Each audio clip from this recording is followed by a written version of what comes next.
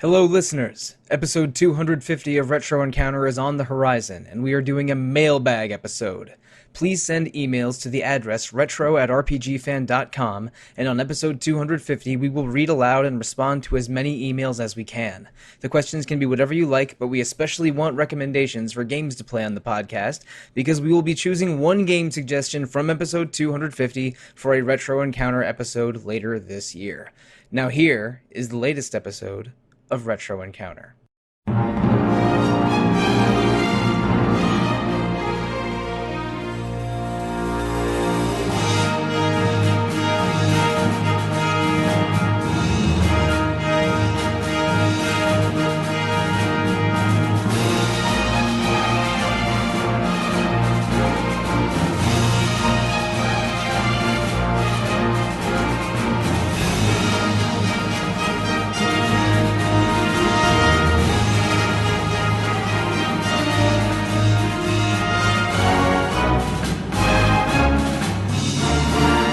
Hello and welcome to episode 246 of Retro Encounter, RPG Fans' weekly podcast of many topics. I'm Mike Sollosi, and today we're here with a special panel to discuss a special game, starting with Joe Padilla.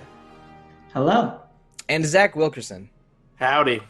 And making his triumphant return after an absence of, I think, larger than 3 years, Nilson Carroll. Hello. All right. So, gentlemen and lady, we're here to talk about Tactics Ogre Let Us Cling Together, which is a Super Famicom RPG that had ports to the PlayStation and Saturn, and then an eventual port to the PlayStation Portable. I think we're all playing the PSP version, but it's had its fans in an extreme niche for more than 20 years, because even though I think that PlayStation version was really, really rare to find in North America. It's one of the rarer PlayStation games in terms of its reach and its printing. But it's been a niche fan favorite for many, many years, and was developed by the Quest team led by Yasumi Matsuno. And Matsuno went on to make a lot of iconic level video games, mostly for Square Enix, including Final Fantasy Tactics, Vagrant Story, and Final Fantasy XII. All three of which we've covered on this podcast before. So we are Matsuno fans here, and some people consider Tactics Ogre Let Us Cling Together to be Matsuno's magnum opus. But before we talk about Matsuno some more, let's go into each of our personal backgrounds with the I don't know what the proper name of the series is. I like calling it the Ogre Saga, just because that works for me. I think I like the use of the double G. But to the Tactics Ogre Battle sub series of 3 2/2 games. Starting with you, Joe, what's your background with the Ogre Saga? So this is my first game in the Ogre Saga that I've played, but I'm quite familiar with Yasumi Matsuno. This is my fourth Matsuno game, having played over the past year Final Fantasy Tactics, Vagrant Story, and 12. So I really like this guy. Yeah, you've been binging old Matsuno a little bit. Oh, I really love him. We will talk about him some more in a moment, but before then, Nilson, what's your background with the Ogre Saga? Or maybe Matsuno in general? Well, I love Matsuno. Final Fantasy XII is my favorite Final Fantasy. Like, everything he touches is like gold. I remember when Ogre Battle 64 came out, and it was like so hard to find. And I was like a little kid, and like going to all these like used game stores, and like I was like a little kid, like I really want like Ogre Battle 64, and like why does this like little kid want this like game that like no one's ever heard of? And then I played Night of Lotus when it came out. I really loved it. And then in 2010. Someone released a fan translation of the Super Famicom version of this game, and so I played that, and it was really cool. And then like just as I was finishing it, the PSP version came out, and then I like played that to 100%. I loved it. I love that game so much. Yeah, you aren't kidding about these games being rare. Ogre Battle, the first one in the Ogre Saga, did come out in North America on the Super Nintendo and PlayStation, and both are super hard to find.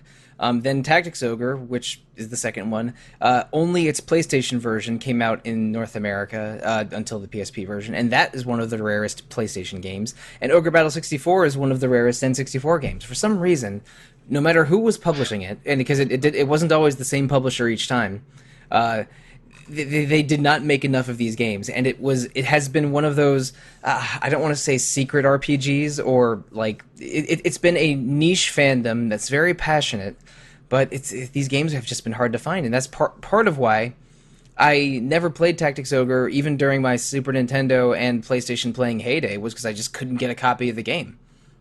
I was really interested in it when it came out on PSP. This is my turn now, talking about my Ogre Battle fandom, I guess. Or Ogre Saga fandom. I was really interested in this game when it came out on PSP. I played the very beginning, but I sort of fell off it. A lot of people recommended this game to me. My best friend played this before I did, which is weird because normally I'm the one recommending RPGs to him. And I play a ton of strategy RPGs, from your Fire Emblem to your Disgaea to almost everything in between. So it's a little weird that I've taken so long to get to this one, but I'm finally committing to it now. And also, I love Matsuno. Final Fantasy Tactics is on my short list of favorite games of all time. I really enjoyed playing Vagrant Story last fall, and I played Final Fantasy 12 many years ago. It's maybe not one of my favorites in the series, but I really enjoy it. I love Matsuno's work in Final Fantasy 14. He wrote the Ivalice Alliance side quest, and he is writing the Resistance weapon and the Resistance weapon side quest, which are both sort of flavored by his by Matsuno's past works with Square Enix, but they're written just beautifully. Like the level 70 raids, the Ivalice Alliance is one of the best side quests in Final Fantasy 14. Full stop. Oh, it's the best one. Yeah, it's really good. I've always liked Matsuno. I've also tried the Super Nintendo Ogre Battle and the N64 Ogre Battle, and I own them in digitally in some form or another. By which I mean the Wii Virtual Console. I never finished any of them, except for the Game Boy Advance spin-off Night of Lotus. I did play that and finish it enthusiastically, and I understood that it ties into Tactics Ogre, but not exactly how until now. So yeah, I'm a bit of an Ogre Saga noob, but I do enjoy Matsuno's work, and I at least play the GBA game. So Zach, what's your background with the Ogre Saga? So I played around like when I was really young with like the original Ogre Battle, and I just like did not understand it at all. Me neither. Like the RTS elements of it, I was like, "What's happening here?" Like I just kept dying. I didn't get it. I played a little bit of Knights of Lotus when I got it on the GBA. I don't know, like in 2000, 2003. Or whatever it came out. But like my cousin is an enormous fan of Final Fantasy Tactics, and so I remember telling him about Tactics Ogre, and he was like, What is this game? It's the same person who did Final Fantasy Tactics, and we drove an hour and a half to go get a copy of Tactics Ogre on the PlayStation at like a GameStop that was like an hour and a half away, obviously. And so like, and he's not like a huge fan of Tactics Ogre, but that's about as far as I go. I mean, in terms of Matsuno, I've played Vagrant Story, I've played Final Fantasy 12, I've played Tactics, of course, and the Ivalice Alliance stuff is amazing, and I'm an enormous Matsuno fan. So the fact that it's taken me this long to come to Tactics Ogre is a little disappointing to me personally, but it is amazing, really. I like the work that he does, and yeah, I'm excited to play Tactics Ogre. I'm disappointed in myself too that it took me this long, because this game goes hard right from the beginning. Matsuno's writing is like while I was playing, I was trying to think of the right adjectives for it, and I came up with Shakespearean and grandiose, because every single cutscene feels like a character is either pouring out their heart to another character or making a statement so powerful that it's going to change the life of themselves or another character. Like everyone, it feels like everyone is just going 100% at all times. There's a lot of big statements and a lot of passion in the script here. So am I off base here, or does Matsuno just go 100% all the time because I mean, like, just look at the chapter subtitles.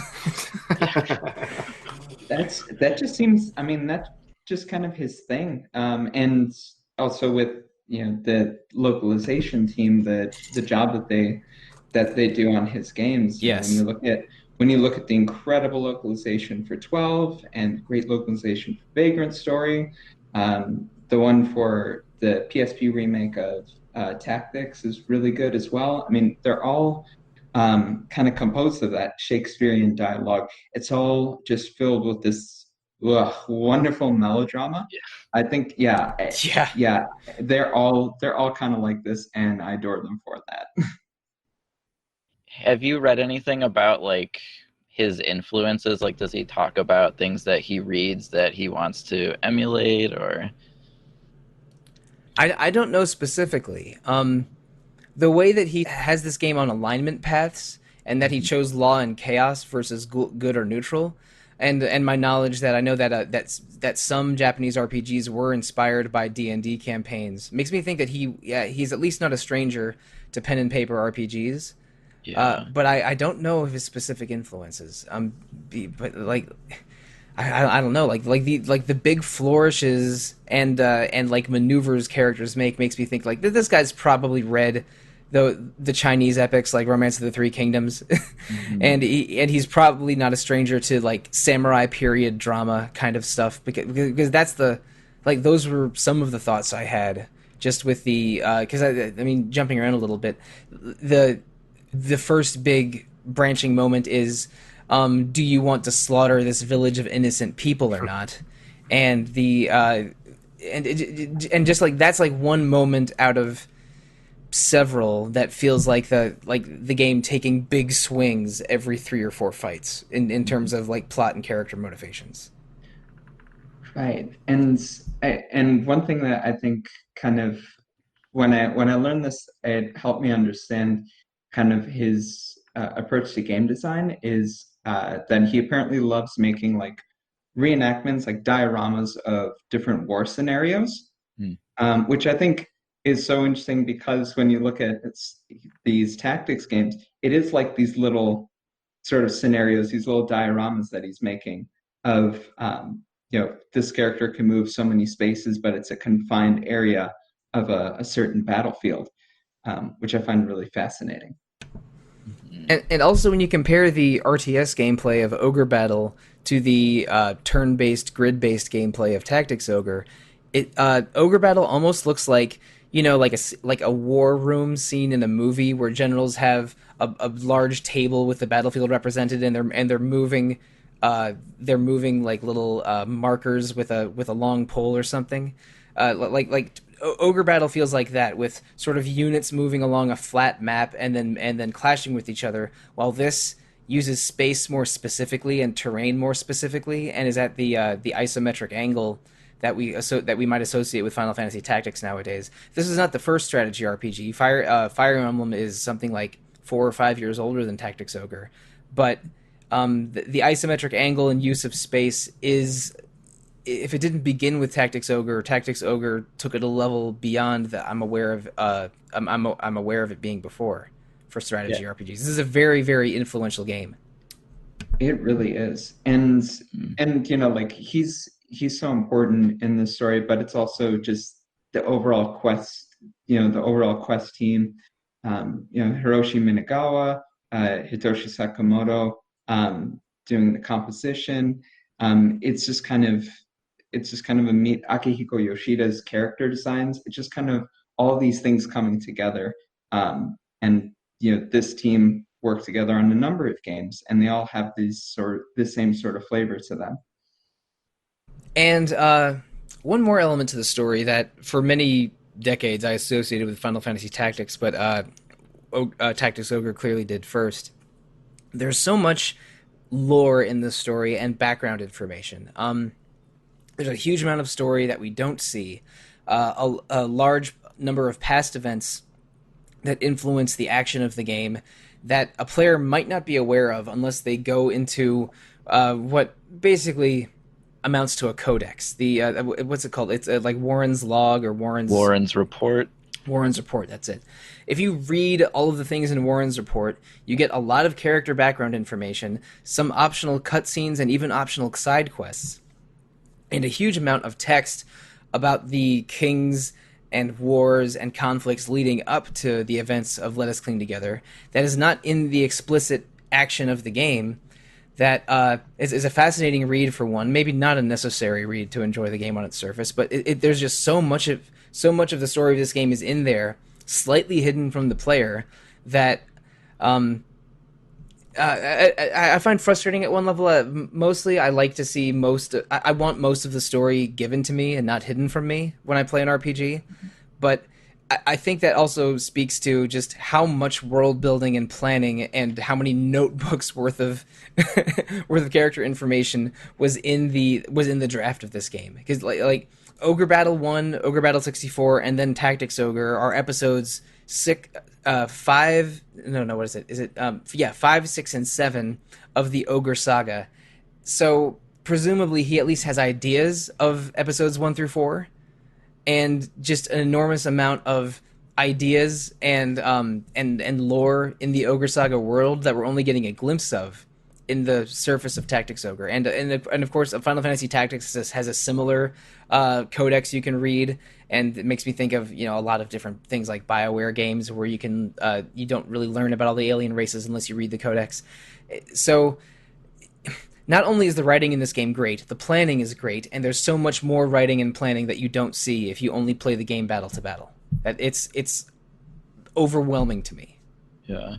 I would say, too, that the writing in the Warren report, they're usually, like, very short entries, and just, like, the way that this history is being told is so concise and, like, excellently executed, and, you mentioned like a BioWare game, which is like so much text that you have to go through, and like half of it doesn't mean anything to you.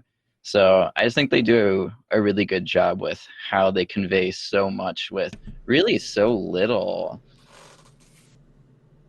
I'm kind of half and half on codices. Is that the plural? Codices. Mm-hmm.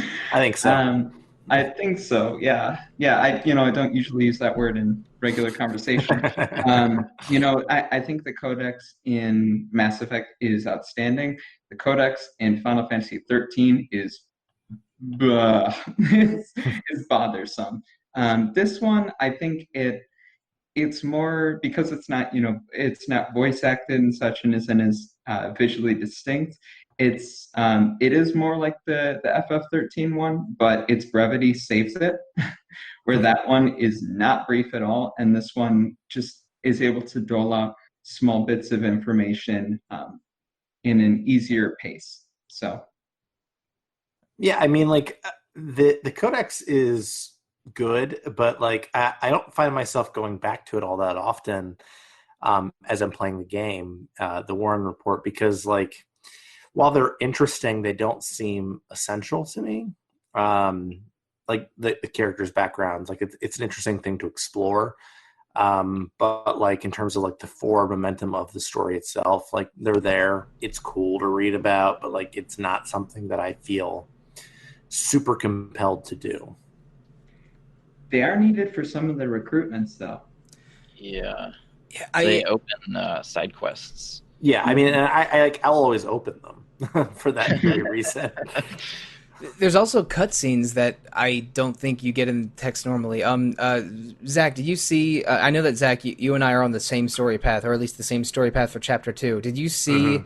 Did you see the death scene of Ravnus? I did. The what? Yeah, you're on the law route, man. I know.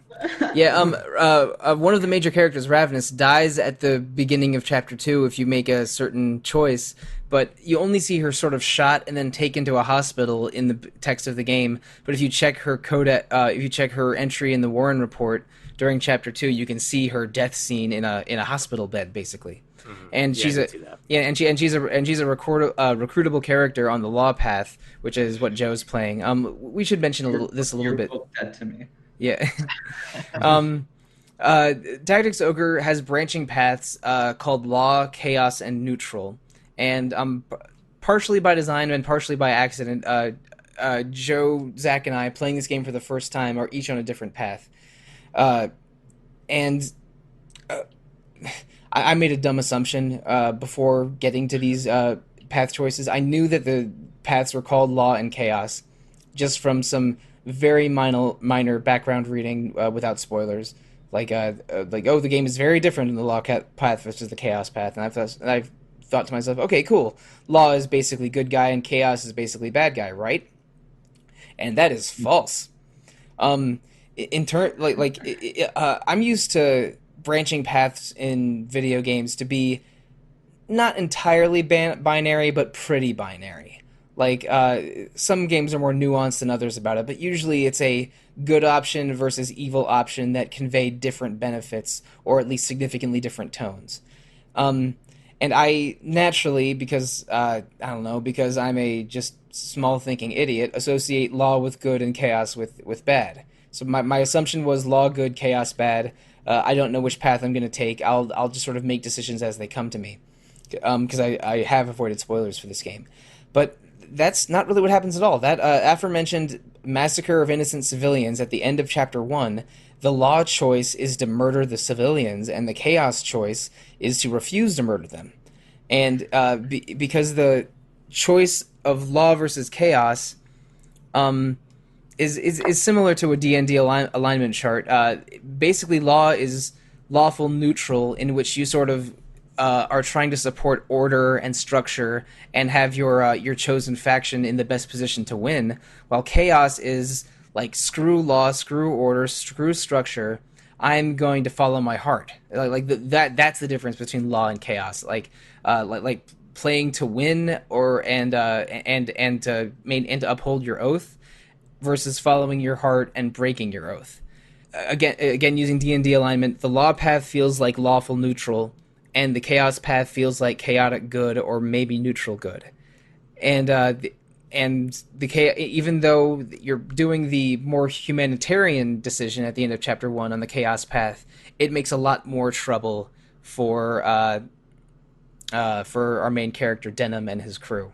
So Joe, you went with the law path. Did you do it for story reasons, like you wanted to win? Did you do this to deliberately choose a different path than Zach and I, or did you just want to recruit Ravenous? I just wanted to recruit Ravenous. Well, because I had seen her character design. I was like, oh, that's a cool design. And then when I was going through the story, Ravenous. So in the story there are these different ethnic groups, and Ravenous is she's half Gagastani and half Wallister. I just had to recruit her, like, as someone who's also like of mixed ethnicity, being white and Latino, and so I'm like, yeah, I need her on my team. But it definitely sets you down a weird path. Yeah, the whole massacre. I thought it was. I was like, okay, this is a bad thing I'm doing. And then as I learned more about what exactly it was that I did, it just got worse. Yeah. Because I was at first I was like, okay, this is bad. I'm going to, allow for the killing of this, barn full of people. Okay, that's really bad, but I guess. And then it was like, oh, okay, it was more than just the barn full of people. And then I learned it was 5,000 innocent people, and that just, yeah, it's bad. Yeah, you go into that town. I think it's called Balafuda or Balamula. Oh shoot, I'm gonna get names. Okay, I'm gonna get every single name wrong over the course of this podcast, and I apologize in advance. But Denham and his compatriots go there intending to liberate it, because it's under control by Galgastani forces, and its people are largely Wallister. And they're like, all right, well, we'll liberate the village. The Wallisters will join our cause. That's great. But then when you arrive there, and you do defeat the occupying force, the villages there, I think, are largely farmers and miners, as in they work in a mine, not that they're under 18 or under 21. they're like, hey, we don't want to be in this war. We just want to survive, even if it's under the thumb of an oppressor. And the main characters, Denim, Vice, and Katua, are all a little bit appalled, or at least disappointed. And and when you pass that on to your superiors, which is the Duke is it Roundway? Yeah, the Duke Ronway and his Knight Captain Leonar. His 2 seconds in command are Leonar and the aforementioned Ravnus. Basically, the command from Ronway via Leonar is, if these people won't be able to help us, we should kill them all and blame it on the Galgastani or the Bakram, which are the other 2 factions. But I'm going to back this up a tiny bit. This game takes place on a set of islands called Valeria, and the 3 ethnic groups or clans or tribes are Wallister, Galgastani, and Bakram. Bakram has ties to the previous king that sort of unified the whole island, so they have maybe the most financial and entrenched structural power. The Galgastani are the largest ethnic group within the island, so they have and they're led by someone called the Hierophant, who's advocating for a cleansing of the other 2 races. They seem violent and evil at the beginning, and then you have the Wallister, which is at least feels like the most oppressed of the groups at the beginning, because they're smaller than the other 2, and being hunted by the other 2. And your main characters are Wallisters whose village was slaughtered by the Dark Knights of Lotus, which is a force from a neighboring nation that was employed by the Bakram. So we're already talking about 4 factions that I'm having difficulty keeping straight. But it culminates in the end of chapter 1, where you're ordered to slaughter an innocent village of over 5,000 people and blame it on your enemies. And if you agree to do that, then you join the lawful path and stay with Duke Ronway and Leonar and that crew, and Ravnus survives if you choose that path. And if you choose the Chaos path, then you flee the village. One of your 2 companions, Vice, decides to side with Leonar and Ronway, but your sister Katua stays with you, and you become hunted by basically everyone. On the Chaos path, you have no friends and no allies except for ones that you sort of meet and turn yourself. So, Zach, I know that you and I both went the Chaos path after Chapter 1. What are your thoughts on the law versus chaos, the sort of direction of the story that you took over the beginning of the game? I mean, I knew because Joe told us that, like, in order to get Ravnus, who was a character I also found interesting, that I had to go law. But, like, there's no way I can slaughter a village of innocent civilians, even if it's to, like, push forward the interests of the Wallister clan, who I do think are probably, of the 3, the most oppressed. But, like, I think this game interrogates the idea of ends justifying the means in a lot of different ways. And there was just, like, no way I was going to do that. So I went Chaos because I could not kill all those people. And you know, I think that the story takes some interesting paths in Chapter 2 while you're on Chaos. But I've read or heard the Lawful sort of has the best story in terms of the 3. And we haven't talked about this, but you have the ability to go back play other paths once you've hit the end of the game. And I'm definitely intending to go back and play Lawful once I get to the end of the game. Yes, I have not gotten there myself. I'm in Chapter 3 still. But after you beat the game, you do unlock the ability to sort of revisit parts of the game or replay or take new paths in the game in almost like you're navigating a flow chart, like you're playing Zero Escape or something, which in a game with branching paths and big choices like this is a very attractive proposition to me. But Nilson, I think Nilson, you're playing Chaos this time too, right? Yeah, so I just finished up a Chaos run. When the game was new, I played every chapter, but I feel like I couldn't, like what you said, I couldn't play a lawful route this time. It's too foul to participate in a genocide, and Matsuno, I believe, has said that Tactics Ogre was inspired by the real world Bosnian genocide, which was still very fresh in the 90s. Yeah, that would have been going on right around the same time even. Yeah. And so, you sort of think about it in real world terms, no, like I can't go down that route. Like, sorry, Leonard, but like you're really wrong. And just, I you said earlier about how like law and chaos, it doesn't really equate to like good and bad like it might seem. And I think that's really smart of Matsuno, to design like the routes that way, because nobody wins when people are killing each other. There is no like good and bad. There's just like people are dying, and it's interesting playing, especially like the chaos route early on, when um you get into these battles and you're like, no, like I don't want to have to kill you. But like your enemy's just like, no, like we're gonna fight, like I know you're gonna kill me, but like we have to fight. um Yeah, so many of those chaos battles in Chapter Two are either headhunters or bounty hunters looking for you, Wallister knights that can't believe you betrayed your people, and because because the Wallisters blame the slaughter on the Golgostani, and basically accuse you of supporting the Golgostani. But to the Golgostani and Backram, you're still a Wallister, so everyone is hunting you, whether it's from a neutral position or for your own people or other people, in the chaos route. And you feel just incredibly misunderstood and persecuted for the entirety of Chapter 2. And one of the characters that joins you in Chapter 2, Aracel. Aracel is a Wallister. She had friends and family die in the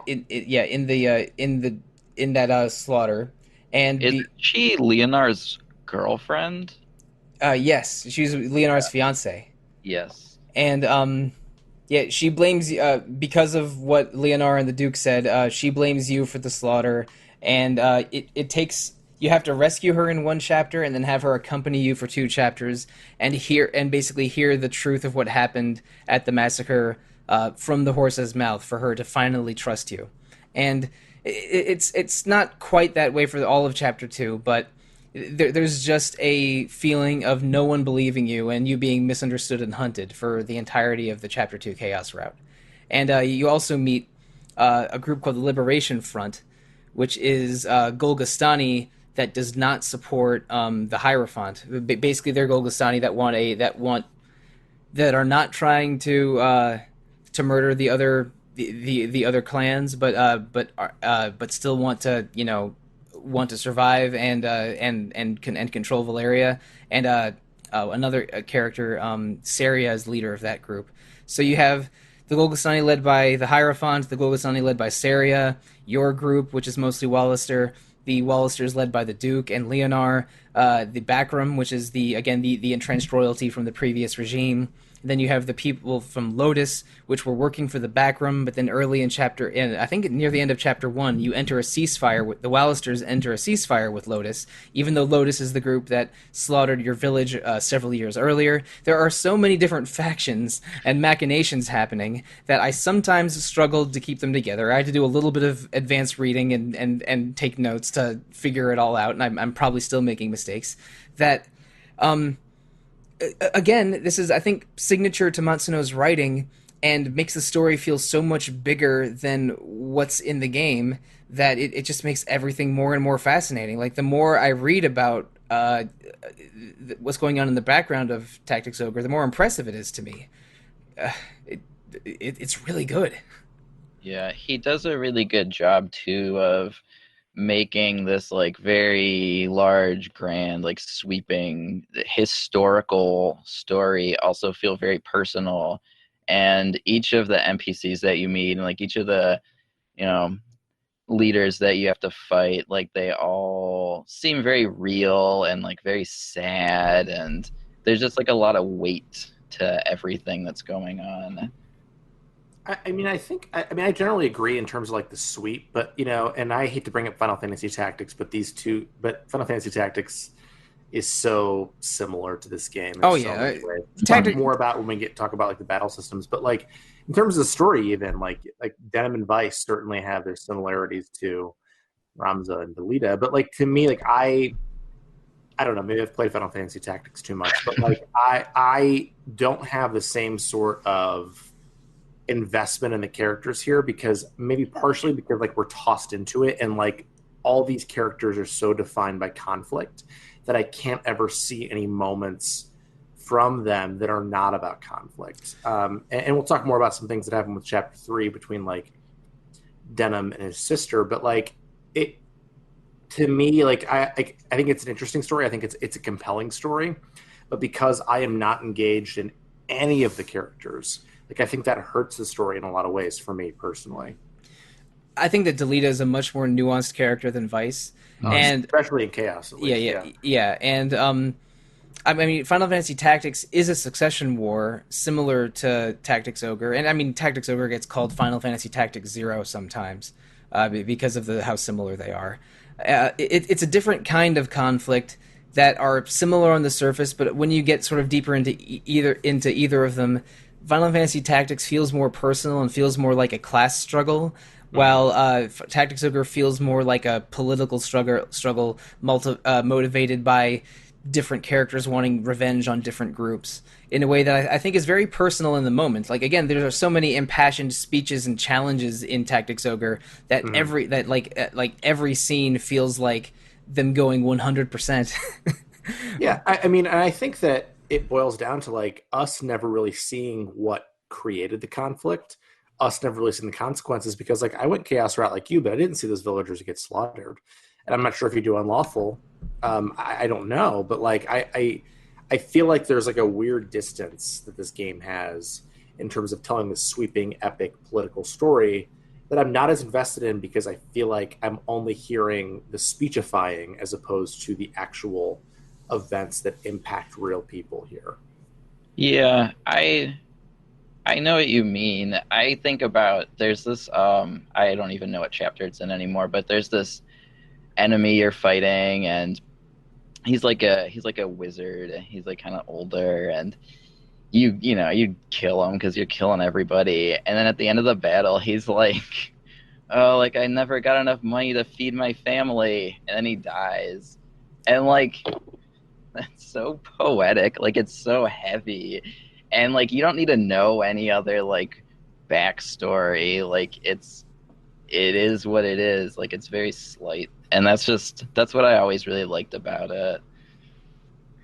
Yeah, there are a few moments in it that give like that don't define the characters by conflict. There's a scene with Holy Knight Lancelot and a music box that I believe was his sister's that he plays, and that scene reminded me of the kind of the Blades of Grass scene Oh yeah, from Final Fantasy Tactics. with the worst flute sound of all time, at least in the PlayStation version.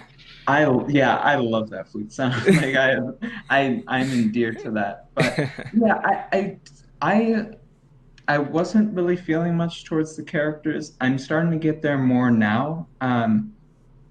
But it's not drawing me. The characters are not drawing me in as much as it did with Final Fantasy Tactics. But the I think it's partially because of the aims that each game has. I think Final Fantasy Tactics, it's more about like that. I think the main theme of that is kind of forgotten history. And this one kind of adopts, well, I mean, it came first, so it kind of has a bit of that, but it's more about like um, it feels like this game is kind of pulling at not wanting to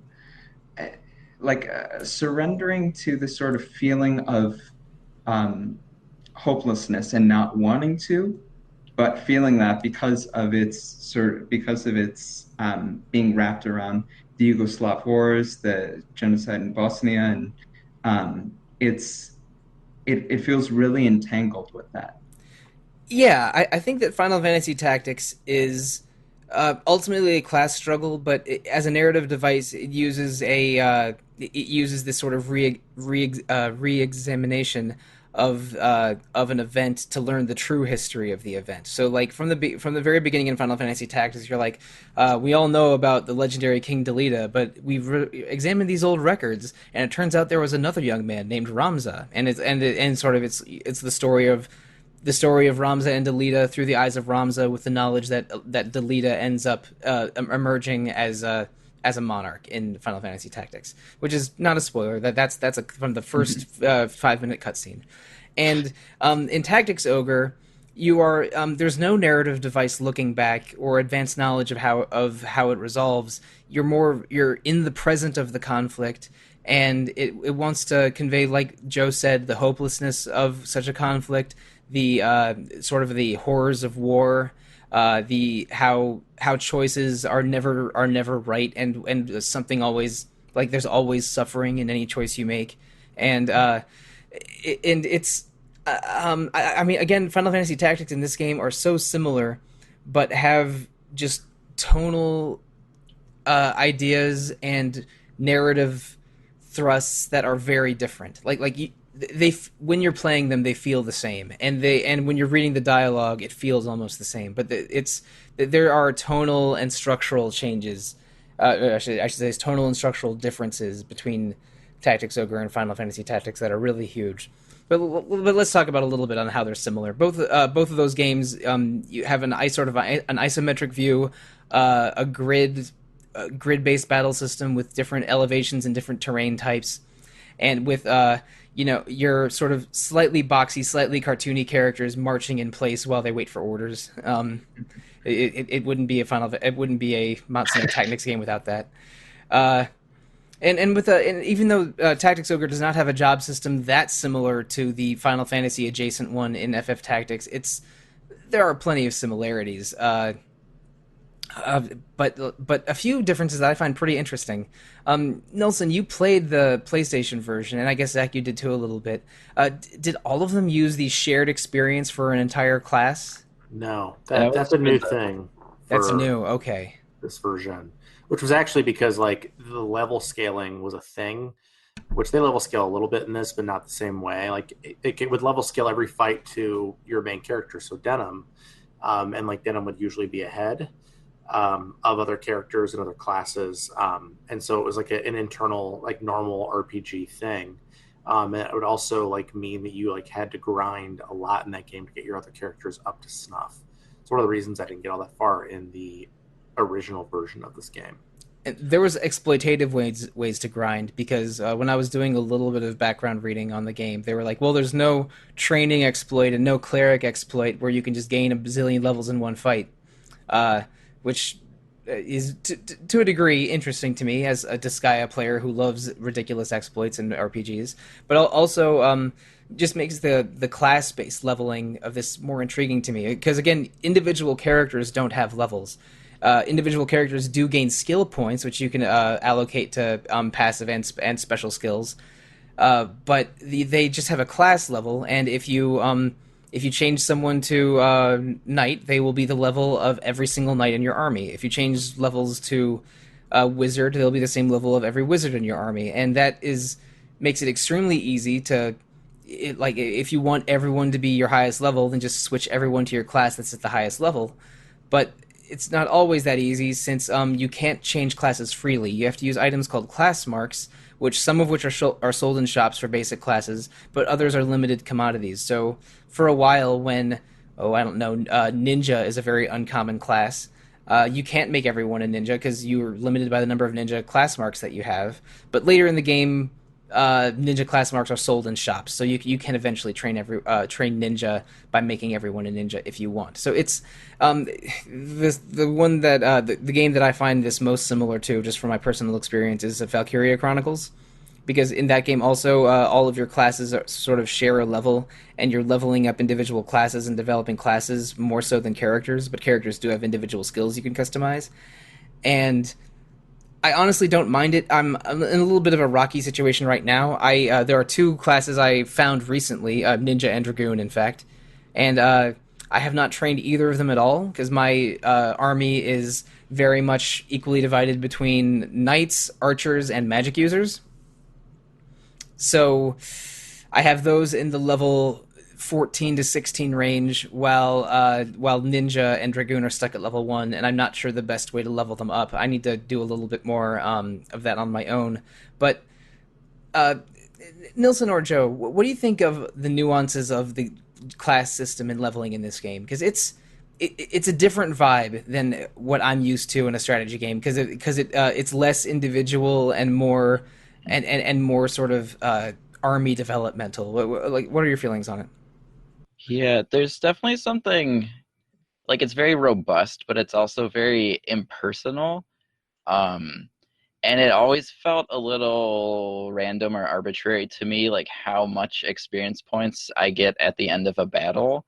Whereas like in Final Fantasy, like you see, like you do an attack and like you get 10 experience points and like 3 job points and like okay, like I know that it does that and I understand that now I can like do that 100 times and like get the skill that I really am looking forward to getting. And Tactics Ogre, yeah, it always feels like a little arbitrary or like sort of out of my hands almost. And one of the things that was really driving me crazy is each of the characters, they're in a class and then they have like a list of skills, and the skills unlock at certain levels, but you don't see all of the skills at the beginning of the game. They like sort of are revealed as you level up more, and it just feels so like there's not enough information to like make the best decision. And so I kind of just forgot, like didn't pay like a lot of attention to it and just kind of like let it do its own thing. And I like never fought like an extra battle to grind. I just like went into story battles with, 2 or 3 level 1 characters and was like, all right, like that's just what we're doing. Yeah, and also you were mentioning on how out of your hands it feels. It felt like I was getting the exact amount of EXP and job points at the end of every fight, whether I killed all 10 enemies or just went right for the leader. Yeah, I don't think it matters. I think the more enemies you kill, you get like slightly more skill points, but like barely. Like it's a waste of time to try and kill every enemy in every fight. I think it affects the loot you get, but definitely not the EXP. Yeah. Yeah, you get loot from Yeah. like drop. I didn't get Dragoon until very late because there was a fight where you can get class marks for Dragoon. I didn't kill them. And so like I didn't get Dragoon until like I think chapter 3, which is beyond what we're talking today. So yeah, I mean I think that part is important for sure. I got about a dozen Dragoon class marks because I really tried to kill everything, unless it was something like a golem, and I just could not be bothered. Yeah, I agree with basically everything that's been said. It does feel a bit impersonal and it does feel a bit hands off. With Final Fantasy Tactics, I think in the mechanics part of it, that game is helped by its Final Fantasy-ness. Like the aesthetics are kind of more fun and more interesting. I think the job system has more personality in that one. Is this one there's like I don't like that there's a beast tamer class. I just think it's kind of boring. It's not like um, some of the strange stuff in Final Fantasy Tactics, like the arithmetician slash calculator or something, um, Yeah, and the like. And some of these classes just don't seem like they have a whole lot of uses, or they're kind of strange to use, like the Terror Knight. Um, so yeah, a lot of it is just like, all right, we're rolling archers and ninjas, baby. Yeah. That's what it feels like a lot of time. It's where it's kind of a double-edged sword for Final Fantasy Tactics is that um, you do have that individuality, which is nice, but the Final Fantasy-ness, I think, gets in the way of the story a bit. And so far in Tactics Ogre, that hasn't happened. But at a certain point in FF Tactics, it becomes um, a bit more about these impure gods and such, and it loses the political intrigue a bit, to come back to it in the end. But it doesn't seem like Tactics Ogre is following that same thing and is more committed to being a game about political intrigue and not having perfect decisions. another thing, comparing Final Fantasy Tactics to Tactics Ogre is in Final Fantasy Tactics, you're training squires and chemists, and then like they level up a little bit, and then you unlock new classes. And that doesn't happen. The classes don't work like that in Tactics Ogre. And I always loved that. Like it's super like addicting to see like how you have like a couple levels as a squire and a couple levels as a monk, and now like you're unlocking like a knight or something. Like those equations were always very interesting to me, and were always like really compelled me to go further with the battle system. Whereas monk is unlocked after night, but your point absolutely stands. Yeah, you know what I mean. Of course, yeah. I'm being a jerk. But the classes in this game, again, they feel sort of arbitrary. It's like, okay, you've got ninja classes. Like now you're gonna turn your knight into a ninja, and now he's gonna be at level 1 again. Like, all right, like why was he a knight at all? Like there's it's just it feels a little silly. Yeah, the lack of like the ability to pull skills from other classes. I mean, there are a few, sure, that you can pull over, but they're sort of universal amongst all the classes. Like, I don't know, sidestep, which is a skill that allows you to like avoid archer units and their attacks. I mean, like it feels like there's so much less customization to it. And whereas like if I want to pull like a level 1 ninja or whatever, like, and maybe I'm unique in this, like I'm going to go grind out to get like my ninja up to level 10 before I take on the next story battle. That's what I wanted to do, and I'm sort of struggling figuring out how. I mean, just like find a battle that is like mostly human units and make sure they all have anatomy, which we all should have anyway as a skill, because because most of the enemies are human. Make sure they're all human, and then like just set them in the back for like 3 battles. And like it just seems like, I don't know, like it seems like it's not like grindy necessarily. It's just, it seems silly actually to me. Like I get what they're doing in terms of trying to level the playing field about the different fights that we have, but like this class system just seems like there's like 4 classes that I can lean into: ninja, archer, knight, and maybe mage, and whatever the version of chemist here is. I can't remember the name. Cleric. Yeah. Cleric. You lean into those, and like they do all the dirty work always. And like I can play around with Sword Master or Terra Knight or whatever, but I just don't need to. And like it's just like extra time, because I actually don't think this game is very hard at all. Actually, this game's pretty easy outside of like some of the ridiculous save the person events, which I'll rage about in a moment here, I'm sure. But outside of that, like this game isn't hard. It's like, why don't I just like use the same 4 classes? Whereas Final Fantasy Tactics absolutely rewarded you for experimentation, using multiple classes, pulling skills from multiple classes. It just feels like such a step down, which makes sense. It came first, but you know what I mean. But let's be real, the biggest difference between Tactics Ogre and Final Fantasy Tactics is that in FF Tactics, archers are just terrible. While in Tactics Ogre, they are... I haven't experimented much with ninja yet, but I like probably my most important class to use in the game. Archers deal incredible damage. You can be very creative with arrow placement, even though elevation and obstacles are a factor, which is a cool system. Like the archery feels good in this game, but it also feels so powerful. Maybe it's a little bit too true to life, where in medieval times when archery was sort of mastered, it was almost considered unsporting because of such a huge advantage superior archery was. I mean, magic users are better than this game too because there's no casting time. Yeah, magic is good. Tactics. Yeah, magic is good in this game, which is helpful because like especially certain monster characters like golems and dragons will have much lower magic resistance than physical defense. So you want to have some magic damage on your team just to handle those. Although, like I think Nilson mentioned earlier, sometimes it's just easier to say, screw it, I'll let the golem punch my guys. I'm just going to go kill the commander and end the battle. Because why not? Because you're going to get the same amount of experience and job points anyway. But yeah, like archer. I'm with Zach. Archers, knights, and I guess ninjas, although I haven't played with ninjas much yet, and clerics just for the sake of healing, even though your knights can do a lot of the healing. I actually dropped from 2 clerics to 1 because I felt it was better to just have 4 knights instead of 3 and just have them just heal each other and block enemy units while my archers and Canopus the winged man just rained death everywhere. This is not a challenging game. You can win most battles with a strategy, with a sort of hold the line with archers kind of strategy. And again, you sacrifice the individuality and experimentation of FF Tactics for a battle system that is fun and mostly interesting, but again, I'm early in chapter 3, maybe midway through chapter 3. I'm sort of annoyed that I can't jump right into Ninja and Dragoon like I wanted to, and I'm annoyed that I'm limited by items for a class system instead of being able to unlock them through a more player-controlled way. There's irritations to it, but I don't think it's bad. Like I'm still having fun.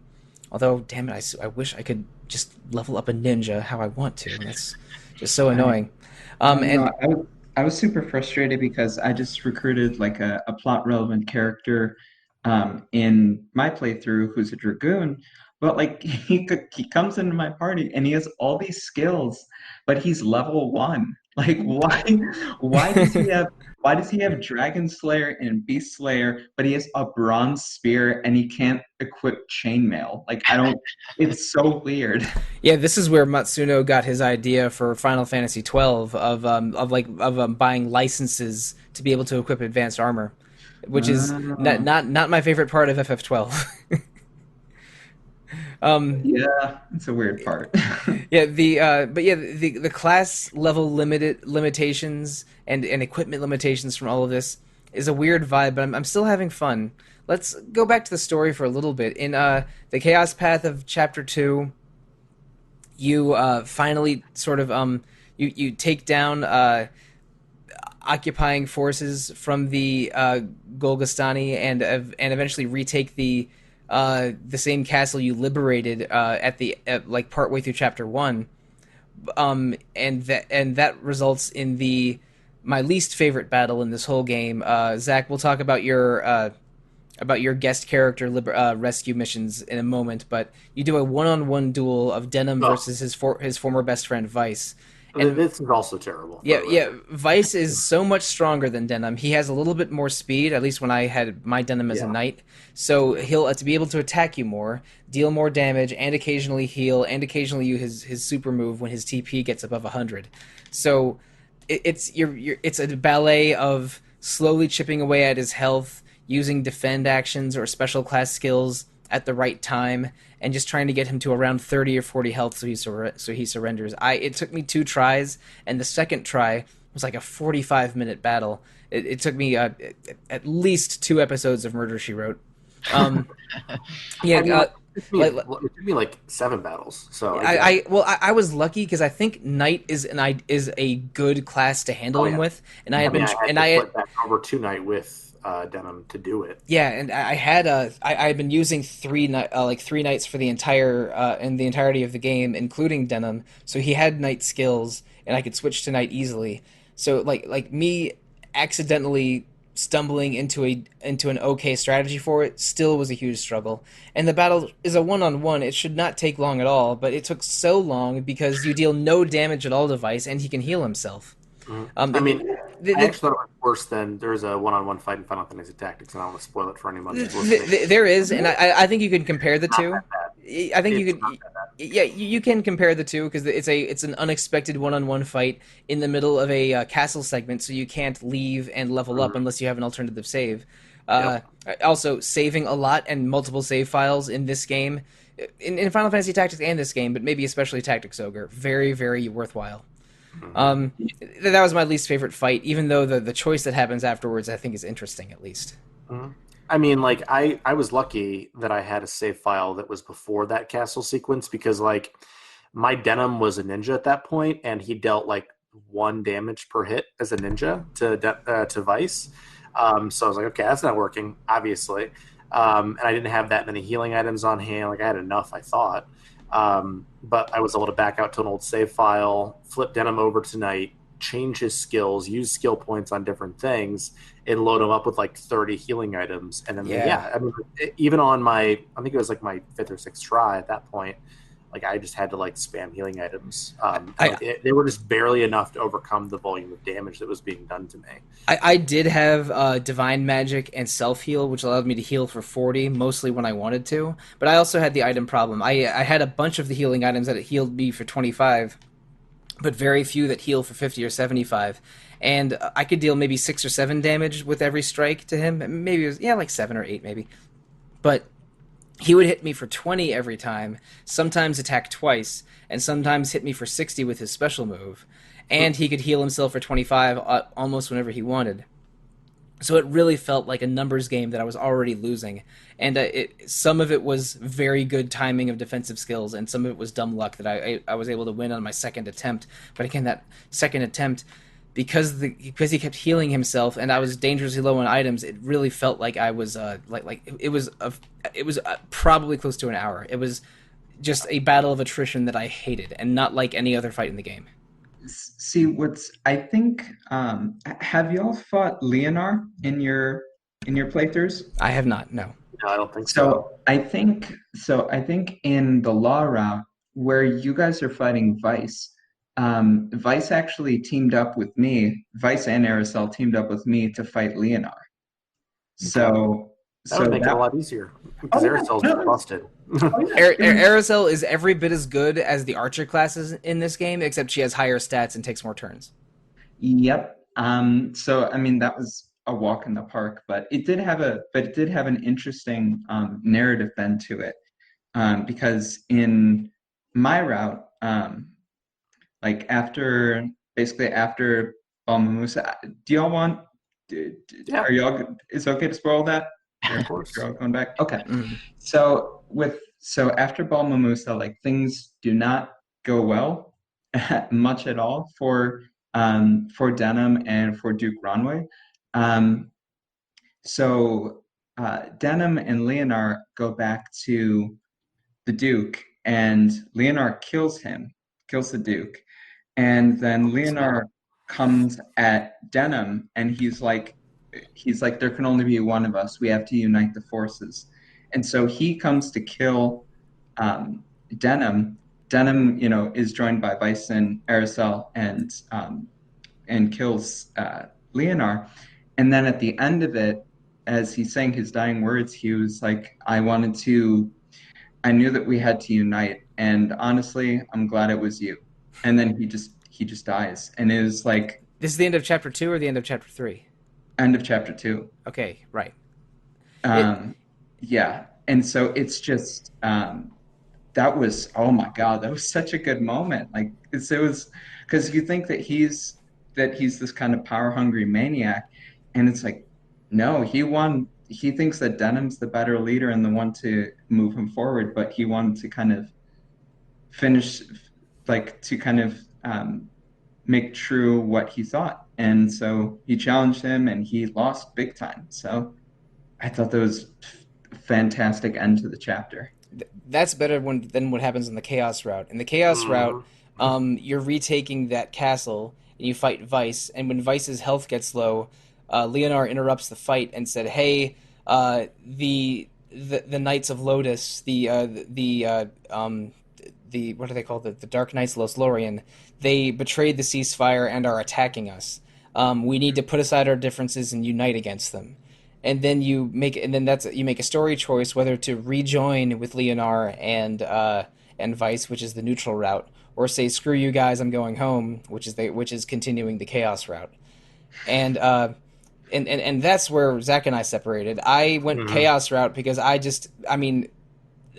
think of Vice as such an idiotic rage monster and Leonard as such a manipulative dick that I was not interested in rejoining with them, which puts a bit of a schism between Denham and Katua, and also basically it's basically just like starting chapter 2 again. You go into hiding in the same chapter the same town at the beginning of chapter 2, and you're beset by bounty hunters again. So I'm not.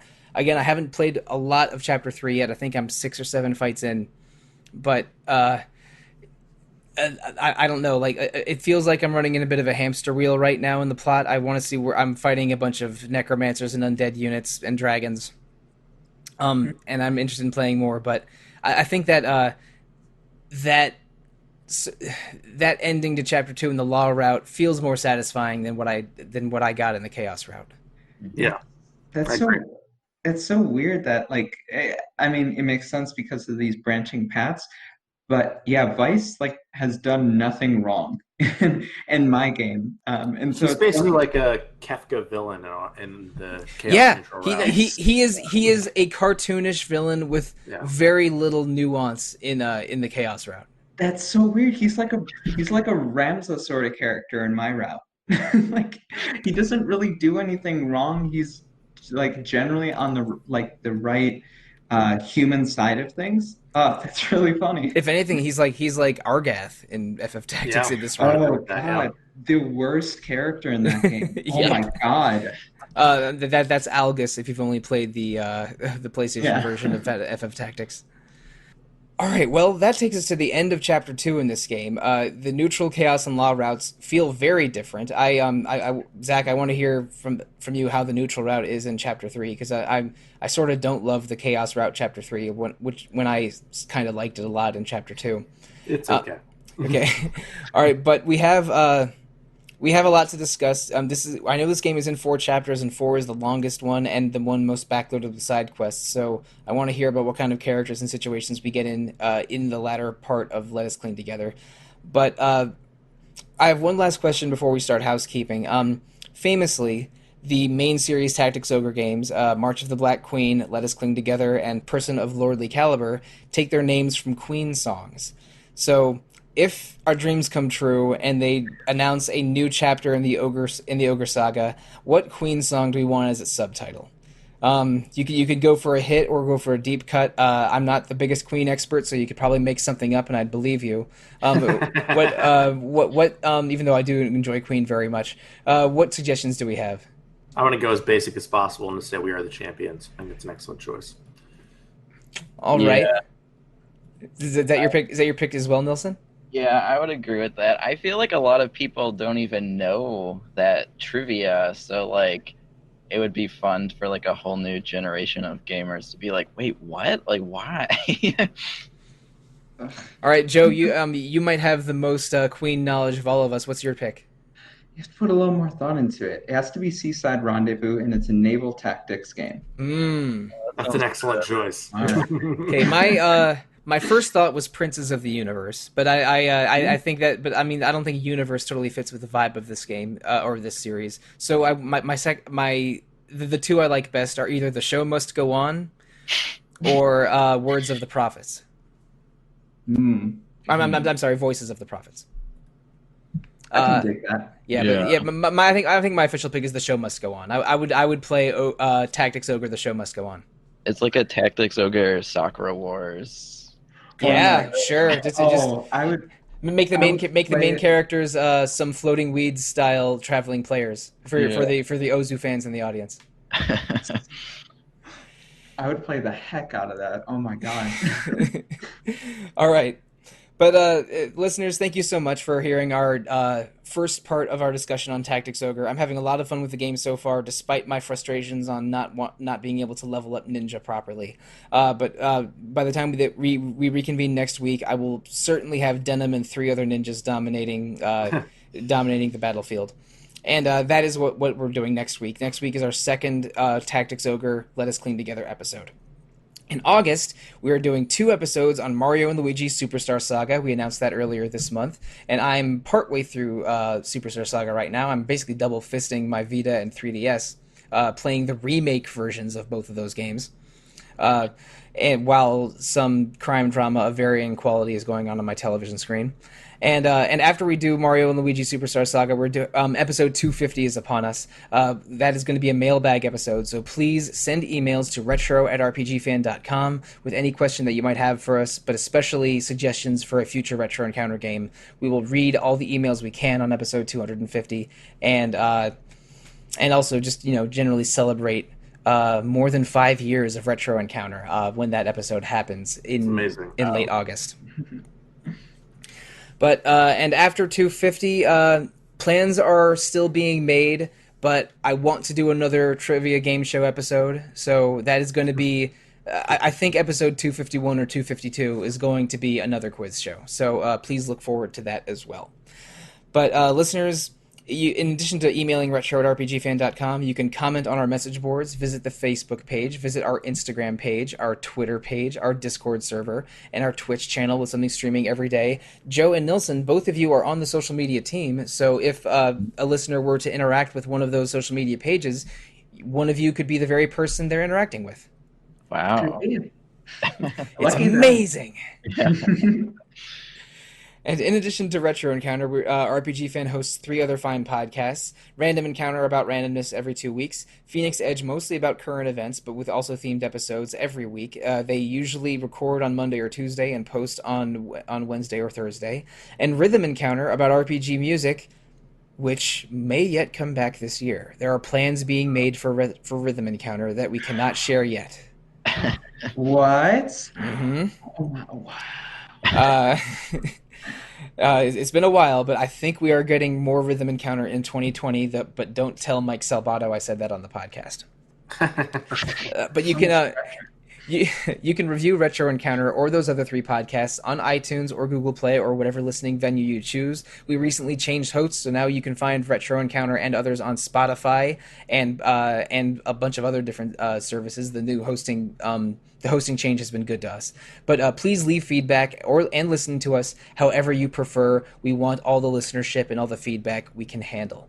So speaking of social media, let's share our individual social media with the audience before we sign off, starting with you, Zach. Well, I'm not going to share any social media, but if you want to contact me, you can email me at zachw@rpgfan.com, or you can find me on Discord at zachw. Close enough. Now, Joe, your turn. You can find me on Discord, Instagram, and Twitter as @EvoLeast. And Nilson making his triumphant return to Retro Encounter. How can listeners find you? If you're not following any of the RPG Fan social media, definitely follow us on Twitter, Facebook, Instagram. Me personally, you can find me at nilson.itch.io. That's where I put all my games. You have an Itch.io page. Awesome. Yeah, hit me up. I make weird games. Please hit up Nilson and his weird games in Itch.io. Mm-hmm. I do not have any weird games in Itch.io. I'm simply not as cool as Nilson. But you can find me on Twitter most easily. I am at The Real Monsoon most of the time, at Evoker for Dogs other times. I'm also Monsoon Mike on RPG Fans Discord. So, Joe, Zach, and Nilson, the show must go on. We are not yet the champions. Yeah, whatever seaside thing Joe said. That's it. Thank you, good night, and good luck.